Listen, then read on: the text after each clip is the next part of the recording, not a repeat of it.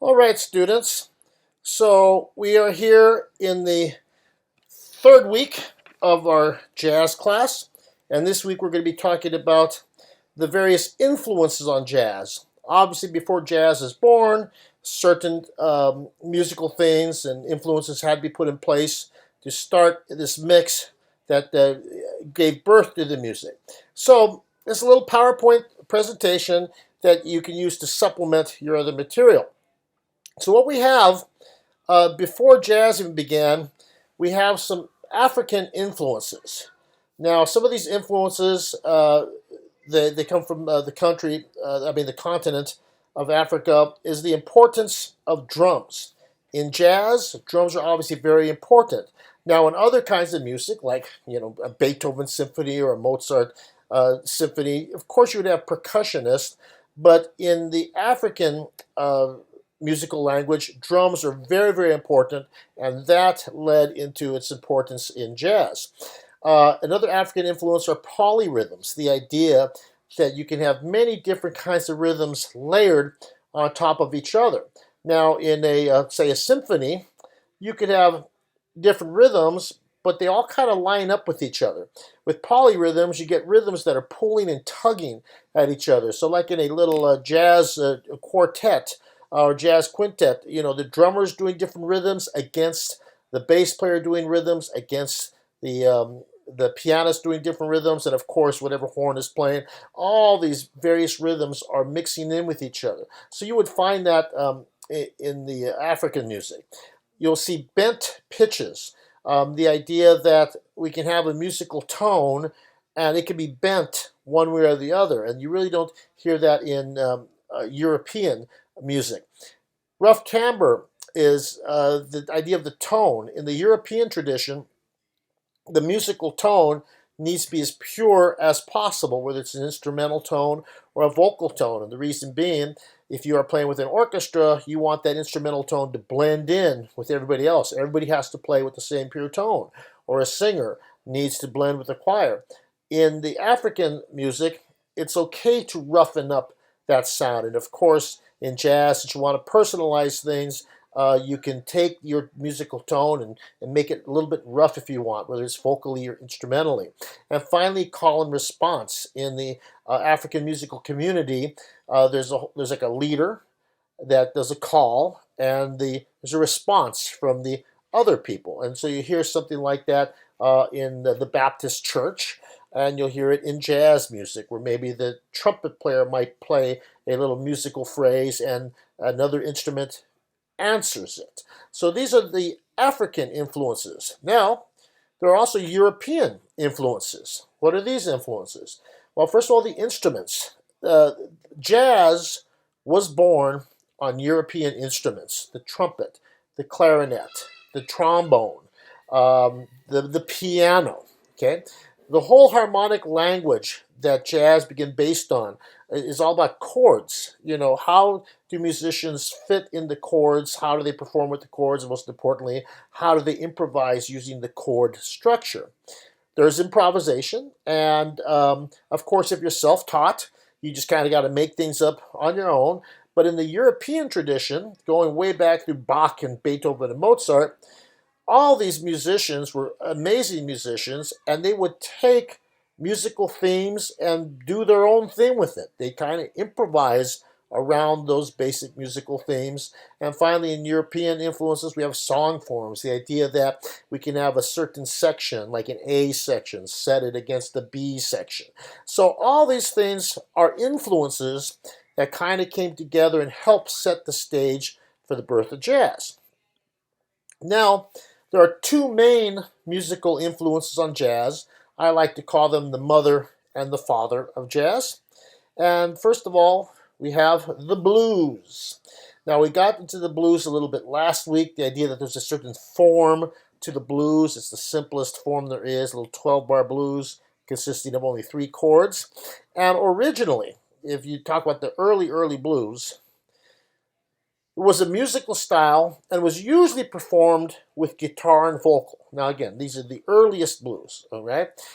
Now, the vocalist and the guitar player want to use rough timbre, that rough tone, and bend pitches. So the voice can bend the pitch, the guitar can bend the strings, and you can get these notes that don't exist in like a European scale.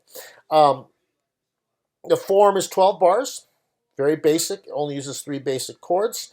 And this music originally came from African American musicians from the American South. All right, and one of the primary components of this music was Robert Johnson. He was a guitar player, and he's the king of the early blues. He kind of established that real early blues sound, and you'll hear him on one of our video assignments this week. The second kind of big music, oh, there's Robert Johnson. The second kind of big music was ragtime.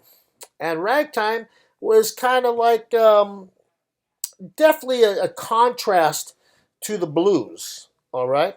And what you have with ragtime, it came out of a different part of the country and was focused on different instruments. So ragtime was primarily a piano-based music. That's how it started life, as the pianist. These African-American pianists brought in these rhythms that had never before been seen in music, and they started improvising this new kind of sound. Now, the form of a ragtime piece is march-based. If you listen to a march, like a Stars and Stripes Forever, or Washington Post March, these real basic marches that you guys have probably heard for a long time, there are different sections. Basically, there's 3 or 4 main sections. Well, that's what a piece of piano ragtime has. It has different sections that are very obviously different sections. And the most important thing about ragtime is it's very heavily syncopated, where the melody shifts. It's like instead of feeling the music on 1 and 3, we feel it on the offbeats 2 and 4. And in my video, I kind of gave you a little example of how that works. The thing is, syncopation existed in a lot of music before ragtime. Mozart used some syncopation, Beethoven used some syncopation, but they used it very, very sparingly, very, very just once in a blue moon, and only for a little while. Ragtime is constantly syncopated. And as listeners heard this music, and the time felt really weird, it was something they hadn't heard before, all this stuff on the offbeats, they felt the time was not right, that it was ragged. It was ragtime. That's the name that stuck. So this music, unlike the blues, which developed in the American South, this music was developed in the American Midwest around 1890. And a lot of listeners, if you heard of this music, you'd instantly think saloon music. And that's where this music was played at. These African-American pianists found jobs playing in places like saloons, gambling houses, bordellos, and you guys can look that up if you want. And these were places that people were going to have to drink and party and have a good rowdy time. So if you're in a place like that, you want music. It's always nice to have some music where you're trying to have a good time with friends and doing things. So these pianists found a lot of work in there. And the music was an underground music for a long time, where the only people who heard this music were the people who went to these saloons and gambling houses, or the pianists. So it was kind of underground. But it became America's popular music in 1899.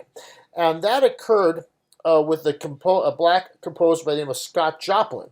He became known as the King of Ragtime. As a young man, Scott Joplin was a saloon pianist, but unlike many of the other pianists at the time, he was trained. He knew a lot about music, he had studied music, he wanted to be a composer, and so he took this folk music and he elevated it to an art. And his famous Maple Leaf Rag, published in 1899, started the ragtime revolution.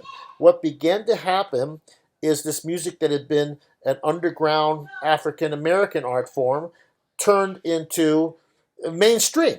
You know, it got published, people all of a sudden started to listen to this music, and it was America's popular music all the way to about 1917, when the first jazz recording began.